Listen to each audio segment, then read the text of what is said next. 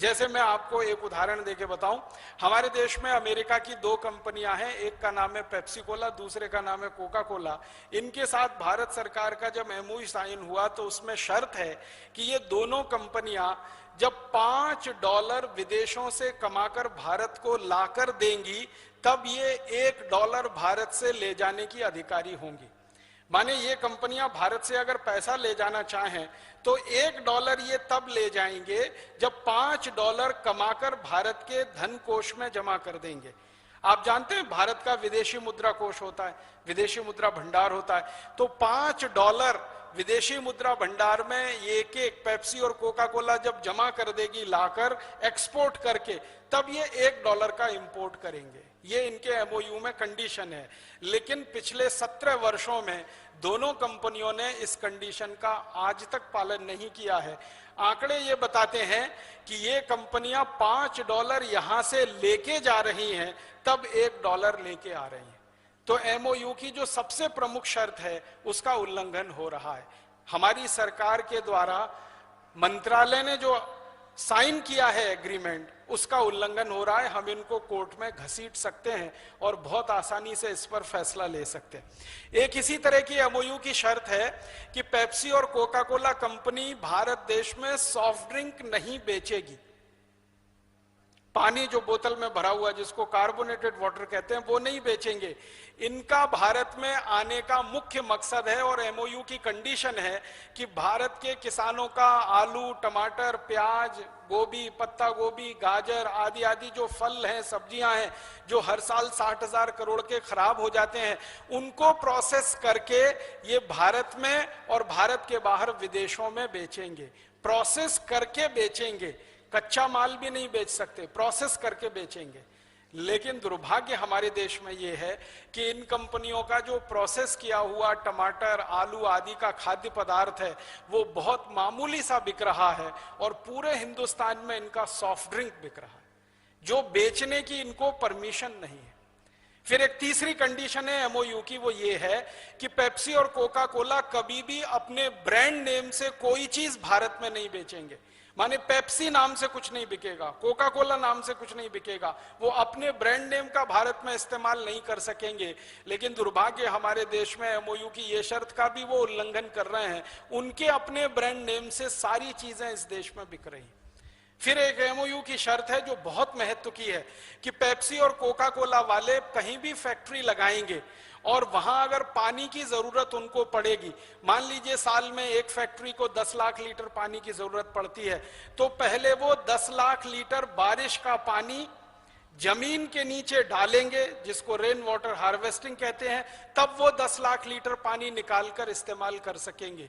लेकिन इनके किसी भी कारखाने में रेन वाटर हार्वेस्टिंग का कोई सिस्टम नहीं है।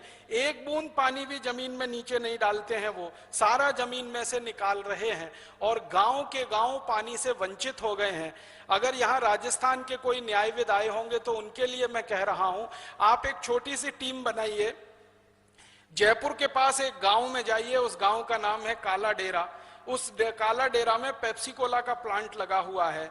उन्होंने पिछले 4-5 साल में पानी इतना निकाल लिया है जमीन से कि काला डेरा गांव के आसपास के 50 गांवों का पानी सूख गया है। अब उस गांव के किसानों को पीने के लिए पानी लाने के लिए टैंकर मंगाना पड़ता है, 3-4 किलोमीटर दूर जाना पड़ता है जानवरों के पानी की व्यवस्था के लिए। सारा पानी पेप्सी कोला कंपनी ने खर्च कर दिया। ऐसी एक नहीं बहुत सारी शर्तें हैं। एक शर्त यह है कि पेप्सी कोला और कोका कोला कंपनी भारत में आएगी, एक भी व्यक्ति का रोजगार अगर उनके कारण जाएगा तो कंपनी की जिम्मेदारी होगी, माने वो किसी को बेरोजगार नहीं कर सकते। लेकिन इन दोनों कंपनियों ने भारत में आकर क्या किया, हमारे देश के जो स्वदेशी बॉटलिंग प्लांट थे, आपको मालूम है एक कैंपा कोला हुआ करता था, एक 777 हुआ कर सकता होता था, एक फेंटा हुआ करता था, तो ये स्वदेशी बॉटलिंग प्लांट थे सॉफ्ट ड्रिंक्स के, इन सबको टेक ओवर किया पेप्सी और कोका कोला ने, खरीदा। फिर इनमें से हजारों कर्मचारियों को बाहर निकाल दिया और बहुत थोड़े से कर्मचारियों के साथ उनका अब बॉटलिंग प्लांट चल रहा है। तो मैंने आपको ये पेप्सी कोला का नाम लेके कहा, इनके एमओयू की एक भी शर्त ये नहीं मानते हैं, सब शर्तों का उल्लंघन करते हैं और धड़ल्ले के साथ भारत में व्यापार करते हैं।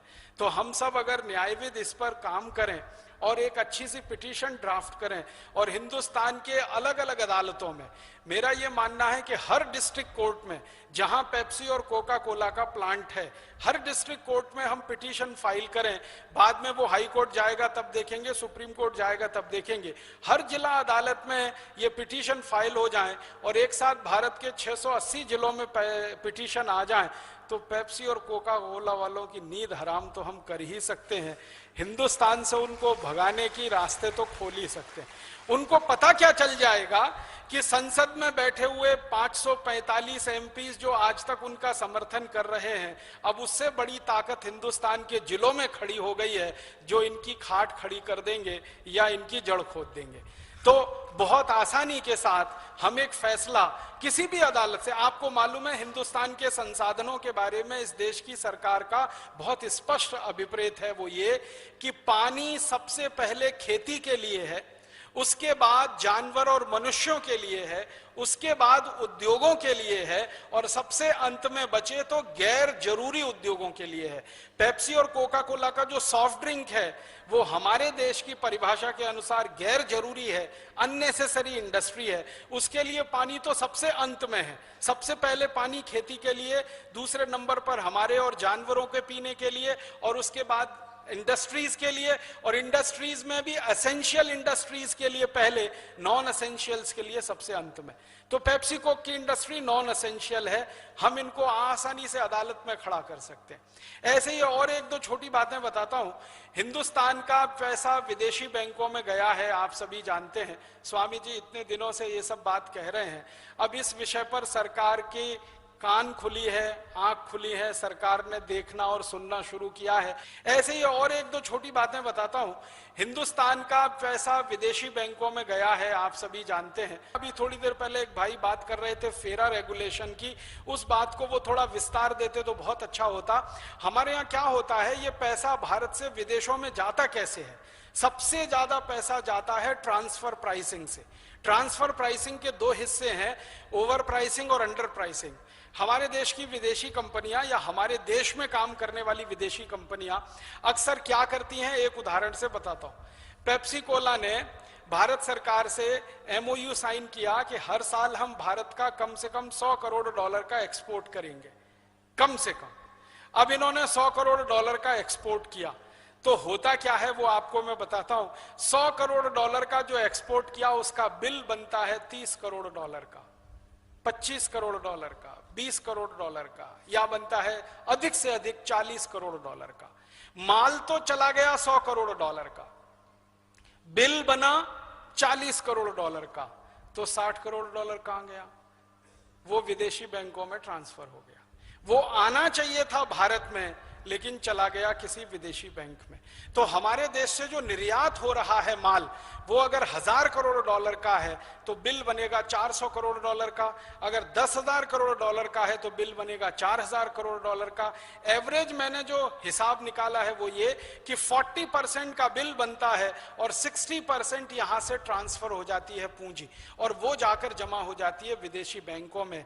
ये धन हर साल में जो जाता है वो लाखों करोड़ों रुपए में है, और रिजर्व बैंक ऑफ इंडिया को ये मालूम है, लेकिन रिजर्व बैंक ऑफ इंडिया ये हमें बताता नहीं है। तो आप जैसे न्यायविद अगर चाहें तो राइट टू इंफॉर्मेशन में एक पिटीशन लगाएं और रिजर्व बैंक ऑफ इंडिया को मजबूर करें कि आप बताओ हर साल में अंडर प्राइसिंग में कितना इस देश का पैसा ट्रांसफर हो रहा है। फिर इसका दूसरा उल्टा हिस्सा है ओवर प्राइसिंग। ओवर प्राइसिंग में क्या होता है, पेप्सी कोला या कोका कोला के साथ भारत सरकार का एग्रीमेंट है कि वो कोई भी मशीन लेके आएंगे विदेशों से तो मिनिमम प्राइस की मशीन लेके आएंगे। जैसे दुनिया में उनको एक मशीन लानी है बॉटलिंग करने की, अगर वो $100 करोड़ की है और किसी दूसरे देश में $60 करोड़ की है, तीसरे देश में वही मशीन $20 करोड़ की है, तो पेप्सी कोला भारत सरकार का एग्रीमेंट है कि वो $20 करोड़ वाली ही लाएंगे ताकि देश का विदेशी मुद्रा कोष का कम से कम धन खर्च हो। लेकिन पेप्सी कोला वाले क्या करते हैं कि जो $20 करोड़ की मशीन है उसका बिल बनाते हैं $120 करोड़ का। 220 करोड़ डॉलर का, 1000 करोड़ डॉलर का, और वो बिल भारत सरकार के सामने प्रस्तुत होता है तो होता क्या है, जो 20 करोड़ डॉलर का माल है वो हमारे देश को आके पड़ता है 120 करोड़ डॉलर का, तो उसमें से 100 करोड़ डॉलर फिर ट्रांसफर हो जाता है। ये ओवर प्राइसिंग है। तो अंडर प्राइसिंग और ओवर प्राइसिंग सारी कंपनियां करती हैं, और सारी विदेशी कंपनियों का सबसे बड़ा धंधा यही है, अंडर प्राइसिंग ओवर प्राइसिंग का। कुछ कंपनियों का मैं आपको नाम लेके बताऊं, हिंदुस्तान में हिंदुस्तान लीवर जैसी बड़ी कंपनियां, कॉलगेट पामोलिव जैसी बड़ी कंपनियां, Procter and Gamble, Reckitt and Colman, Johnson and Johnson जैसी बड़ी कंपनियां किस तरह के धंधे में इन्वॉल्व हैं। बासमती चावल आप हिंदुस्तान में खरीद के खाना चाहें तो 50 रुपए किलो से कम नहीं मिलेगा, लेकिन यही विदेशी कंपनियां बासमती चावल भारत से विदेशों में एक्सपोर्ट कर देते हैं 3-4 रुपए किलो पर। मेरे पास कुछ दस्तावेज हैं ऐसी कंपनियों के जो 6 रुपए किलो पर बासमती चावल एक्सपोर्ट कर रहे हैं, 5.5 रुपए किलो पर, 4 रुपए 80 पैसे किलो पर बासमती चावल एक्सपोर्ट कर रहे हैं। आपको मिल रहा है वो 50 रुपए किलो में खाने के लिए, और विदेशों में जा रहा है 5-6 रुपए किलो में। इसी तरह से कई विदेशी कंपनियां हैं। हिंदुस्तान की चीनी, जो क्यूबिक चीनी होती है, जो डेले वाली चीनी होती है, जो सबसे बेहतरीन मानी जाती है, 5 स्टार होटल में इस्तेमाल होती है, जो 30-40 रुपए किलो की आती है, वो चीनी आप खरीदो तो 30-40 रुपए किलो की है। विदेशी कंपनियां भारत से उसको 6-7 रुपए किलो में एक्सपोर्ट कर रही। आपको हिंदुस्तान का सबसे बढ़िया क्वालिटी का अल्फंजो आम और हापुस आम और रत्नागिरी आम देखने को नहीं मिलता, क्योंकि 12 आम 600 रुपए का है बंबई के बाजार में, 1 डजन आम 600-700 रुपए का है, तो आप खरीदो तो 600-700 रुपए का है। उसी 1 डजन आम को विदेशी कंपनियां एक्सपोर्ट कर देती हैं 30-40 रुपए में। ये अंडर प्राइसिंग में सारा एक्सपोर्ट होता है। और बहुत दुख की बात है कि हिंदुस्तान का जो टोटल एक्सपोर्ट हो रहा है उसमें 60 से 70% एक्सपोर्ट अंडर प्राइसिंग पर है, और ये अंडर प्राइसिंग का एक्सपोर्ट है जो हमारी एक्सपोर्ट इनकम को घटाता है, और इसके उल्टा ओवर प्राइसिंग पर जो इंपोर्ट हो रहा है वो हमारे खर्चे को बढ़ाता है। तो हमारा खर्चा तो बहुत ज्यादा है, क्योंकि हम ओवर प्राइसिंग पे इंपोर्ट कर रहे हैं। 20 रुपए की चीज 100 रुपए में बाहर से खरीद कर ला रहे हैं, हमारा 80 रुपए फालतू में जा रहा है, तो ज्यादा पैसा देकर बाहर से खरीद रहे हैं, ओवर प्राइसिंग में पैसा जा रहा है, कम पैसे पर एक्सपोर्ट कर रहे हैं, तो हमारे यहाँ आमदनी कम आ रही है। दोनों को मिलाकर जोड़ें तो हर साल में 1.25 से 2 लाख करोड़ रुपए का नुकसान इस देश को हो रहा है।